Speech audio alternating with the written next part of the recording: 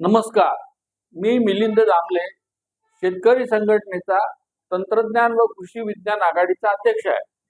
आम्ही खडकी, तालुका राळेगाव, जिल्हा यवतमाळ येथे HTBT कापूस लागवडीचे प्रतिकात्मक आंदोलन केले.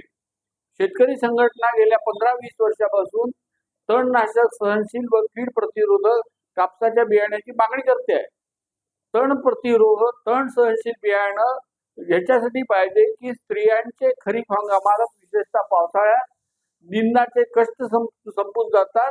कारण निंदनामुळे स्त्रियांचं आरोग्य धोक्यात येतं, त्यांच्या पायांना चिखल्या होतात, नखांना जखमा होतात आणि निंदनाचा खर्च अफाट असल्यामुळे कापसाचा उत्पादन खर्चही खूप वाढतो. तात्पर्य हे आहे की HTBT बियाणं तंत्रज्ञान भारतात नसल्यामुळे शेतकरी आत्महत्या वाढलेल्या आहेत. या व्यतिरिक्त याचा दुसरा उद्देश महत्वाचा होता की कृषी केंद्रातून बोलगाड 2च्या पाकिटातून बोलगाड 3चे बियाणे विकले जात आहे.